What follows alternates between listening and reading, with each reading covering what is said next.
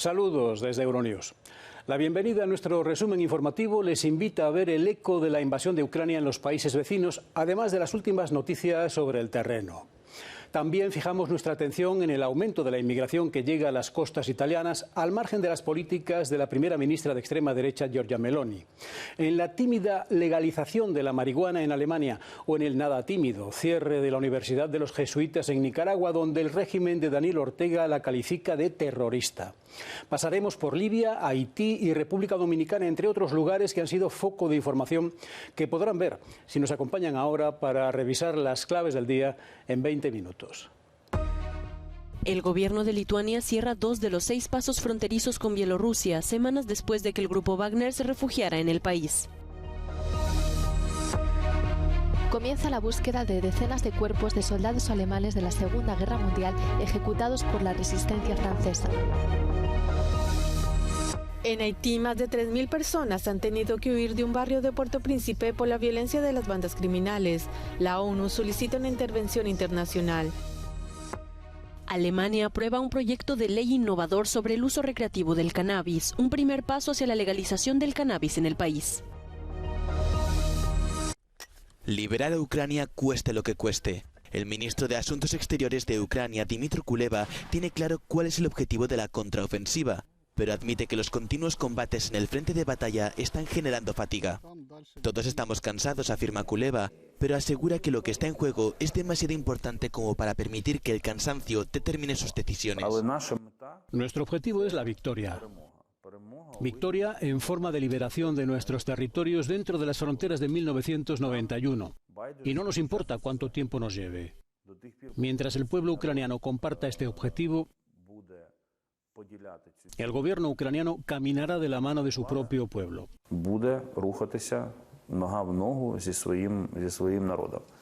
Tras décadas de abandono, Kiev ha lanzado una operación diplomática en África con la esperanza de obtener su apoyo ante la invasión rusa de Ucrania. El jefe de la diplomacia ucraniana quiere reducir el control de Moscú sobre el continente, basados, según él, en la coacción, la corrupción y el miedo. Kuleba también asegura que no siente la presión de los aliados occidentales de acelerar la contraofensiva, pero insiste en la necesidad de más armamento hasta derrotar al enemigo. Lituania cierra 2 puestos de control con Bielorrusia y debate un posible cierre de fronteras, alegando que existe una amenaza híbrida procedente del este. Vilna afirma que hay una preocupante actividad del grupo ruso Wagner que se ha trasladado a Bielorrusia tras una fallida marcha sobre Moscú. El objetivo principal es tener tantos guardias fronterizos en la frontera como nos sea posible. Esto es lo que estamos haciendo, porque es donde más se necesitan. Nuestra Guardia Fronteriza Estatal está haciendo estos planes para que la gente esté en la frontera y no haciendo trabajos administrativos. La seguridad fronteriza ha sido uno de los principales temas sobre la mesa durante la visita del presidente letón Edgars Rinkēvičs a Varsovia. Su homólogo polaco destacó las amenazas de agresión híbrida de Bielorrusia y prometió suministrar ayuda militar a Letonia en caso necesario. Polonia ha cerrado este año todos los puestos de control con Bielorrusia menos 1. Letonia moviliza guardias fronterizos y pide tropas adicionales para proteger la frontera oriental. Esta decisión se ha tomado después de que Riga contabilizara más de 90 intentos de inmigrantes ilegales de entrar en el país desde Bielorrusia en 24 horas.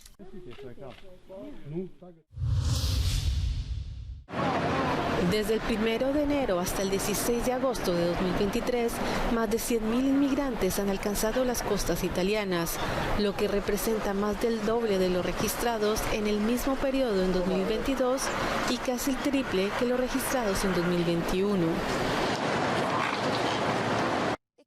Parece que el gobierno de Giorgia Meloni se enfrenta a su primera crisis real. Más de 100.000 inmigrantes han llegado a Italia desde principios de año. Eso según el Ministerio del Interior de Italia, y es la cifra más alta registrada desde 2017. Y este año podría empezar a acercarse al récord histórico registrado de 180.000 migrantes que llegaron a Italia en 2016. El gobierno de derechas de Giorgia Meloni llegó al poder en parte con promesas de mano dura contra los traficantes de personas, pero también para frenar el flujo de migrantes que llegan del norte de África. Sabemos que la mayoría de los inmigrantes proceden en estos momentos de Túnez, donde se han tomado medidas enérgicas contra los migrantes subsaharianos. Las buenas condiciones meteorológicas es una de las buenas razones por las que tantos migrantes deciden ahora embarcarse en este difícil viaje. Los diputados de la oposición han acusado al gobierno de Giorgia Meloni de un fracaso manifiesto en su gestión de la inmigración. Aún más después de que Italia y la UE firmaran un memorando de entendimiento con Túnez que prevé ayudas directas de la Unión Europea de más de 100 millones de euros para evitar que los inmigrantes lleguen a Europa. Direct EU aid to prevent migrants from reaching Europe. Giorgia Orlandi for Euronews in Rome. La ley seca duró 12 años en Estados Unidos. La prohibición del alcohol consiguió que de 1920 a 1932 surgieran bandas, gángsters, tráficos clandestinos y un gran aumento de violencia e inseguridad. El experimento social prohibicionista de las drogas se extiende hasta hoy y ha dado lugar a bandas que son capaces de poner en jaque a gobiernos enteros, especialmente en países con ausencia de Estado en prestaciones, ausencia que ocupan violentamente los cárteles. Tímidamente, algunos gobiernos plantean ir legalizando la marihuana refiriéndose a ella como hachís o cannabis medicinal o recreativo. Es el caso del gobierno alemán, que este miércoles aprobó en Consejo de Ministros un proyecto de ley para lo que llaman legalización controlada del cannabis. Con la intención declarada de hacer retroceder el mercado negro que pisa fuerte en Europa, el ministro de Sanidad alemán ha llamado a la aplazada decisión viraje a largo plazo en la política de drogas alemana. El gobierno de Alemania confirmó su aprobación de un innovador proyecto de ley sobre el uso recreativo del cannabis. Esta decisión no solo prepara el terreno para una posible legalización, sino que también va acompañada de una campaña dirigida a educar a los jóvenes sobre el consumo responsable, según las autoridades. El consumo de cannabis va en aumento. Desgraciadamente, esto también afecta a niños y jóvenes, adultos jóvenes. Esto significa que el aumento del consumo se está produciendo actualmente sin que haya una respuesta a ello. Queremos limitar el consumo y hacerlo más seguro, especialmente para los niños y los jóvenes, pero no queremos expandirlo. La próxima legislación está a la espera de la votación parlamentaria. Con ella, los mayores de 18 años podrán comprar y tener en su poder hasta 25 gramos de cannabis. Por ahora, el cannabis en Alemania puede producirse legalmente y utilizarse para necesidades médicas limitadas. El proyecto de ley propuesto podría situar al país a la vanguardia de las legislaciones sobre drogas en Europa, junto con Malta y Luxemburgo, donde el cannabis recreativo se legalizó en 2021 y 2023 respectivamente. Esta semana, el rector de la Universidad Centroamericana de Nicaragua recibió en su despacho un sobre que le traían desde la sede de los tribunales. El remite era del juzgado de 10º Distrito Penal de Audiencias, circunscripción Managua. El oficio notificaba la incautación de bienes y cuentas bancarias de la Universidad de los Jesuitas, a la que una juez, Gloria María Saavedra, complacía de este modo al gobierno de Daniel Ortega, calificando al centro académico de centro de terrorismo.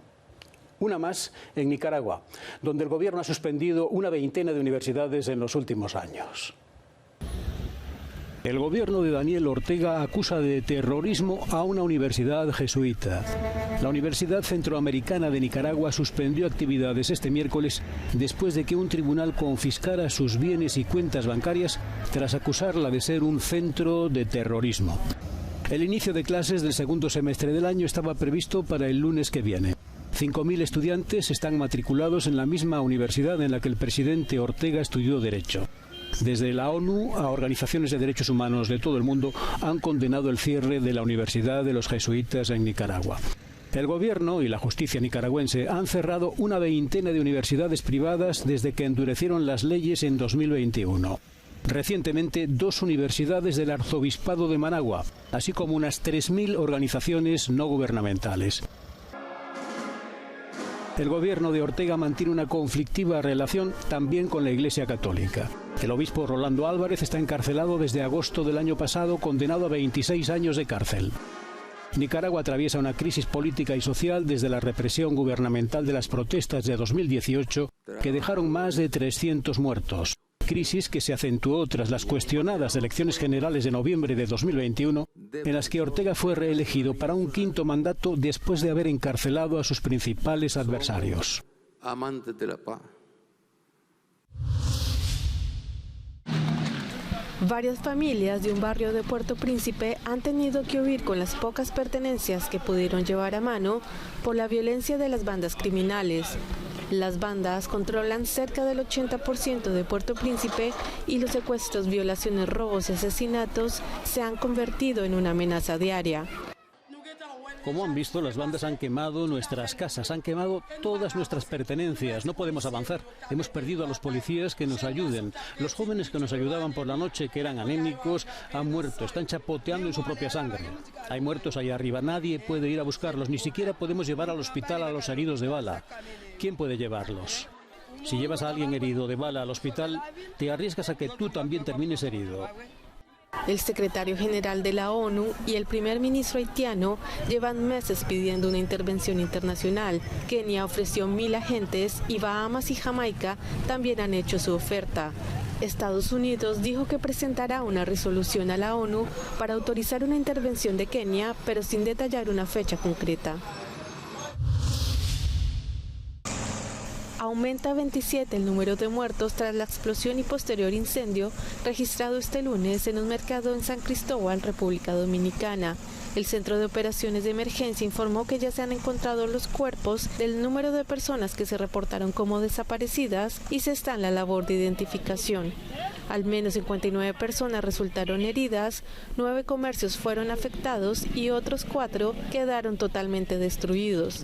Las autoridades sanitarias instaron a llevar mascarillas debido al humo tóxico en el lugar de la explosión. La desintegración de Libia, que siguió al asesinato de Gaddafi con un derrumbe de Estado en caída libre, ha dado como resultado una inestabilidad absoluta en el país norteafricano.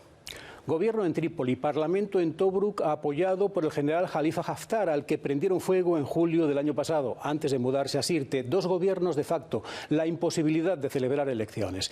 Pero además están el Consejo de la Shura de los revolucionarios de Bengasi, los brigadistas de Sintán y una miriada de milicias islamistas o de simple apoyo a algunos de los bandos en liza, apoyo que además puede ser cambiante. A veces se producen mortales combates como estos que les mostramos ahora en Trípoli. Son los peores enfrentamientos en la capital libia en un año. Los choques entre 2 poderosas milicias en Trípoli han dejado al menos 55 muertos y 146 heridos.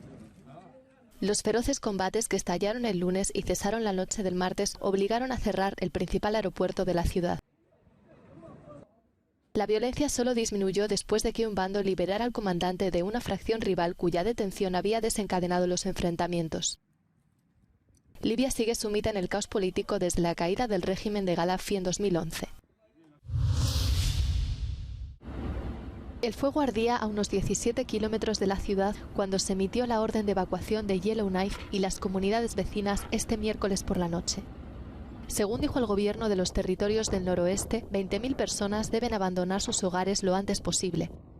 El personal de las fuerzas canadienses está ayudando a los bomberos y ha desplazado a los evacuados en aviones militares. Las personas con mayor riesgo serán priorizadas en la evacuación aérea. Más de 200 incendios forestales ya han quemado un área extensa de los territorios del noroeste. Si no llueve, el fuego puede llegar a Yellowknife, la capital de la región, durante el fin de semana. El 15% de la población de los territorios del noroeste ya ha sido evacuada. Las autoridades dicen que la mayoría de las carreteras siguen siendo seguras, pero si el humo limita la visibilidad, quienes salgan de Yellowknife por la autopista serán escoltados a través de la zona de fuego activo. Hay más de 1.000 incendios forestales activos en todo Canadá. 2.600 hectáreas afectadas y 7.600 personas evacuadas. El incendio en Tenerife, en las Islas Canarias, en España, ya ha alcanzado a 6 municipios, obligando a las autoridades a confinar la localidad del Rosario. Más de un centenar de militares y 34 medios de la Unidad Militar de Emergencias han participado en las labores de extinción durante la noche. Fernando Clavijo, presidente del Gobierno de Canarias, asegura que las condiciones meteorológicas están dificultando la lucha contra las llamas, en el que ha calificado como el incendio más complejo de los últimos 40 años. Hasta aquí hemos llegado en Euronews hoy. En nuestra emisión en directo, en el propio canal de televisión o en su difusión en YouTube y el resto de las redes sociales, tienen la continuación y actualización de lo que acaban de ver durante las 24 horas del día. Les dejamos con nuestro No Comment de hoy, que nos lleva hacia una feria de robots en la capital china, que nos da una caricatura o un avance, si lo prefieren, de lo que de verdad se nos viene encima. Gracias por su compañía. Hasta mañana.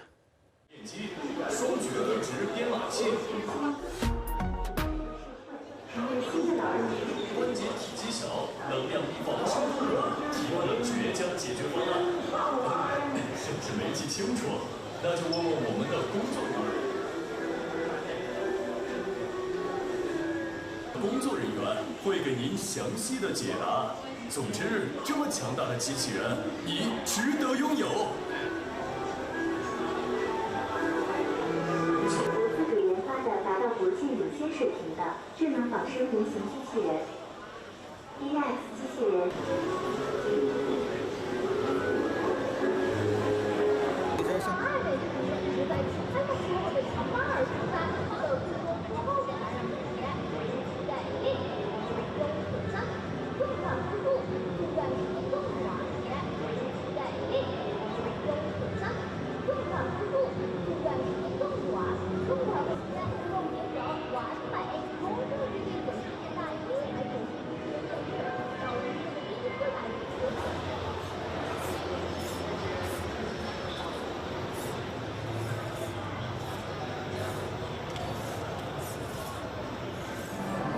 那接下来呢，悠悠请为我们带来的是今天的重头戏——全球首个人形机器人。除了能够自然的去响应用户的对话之外呢，也会通过多轮交互的形式，准确的去提炼对话当中的语义，生成可执行的任务指令。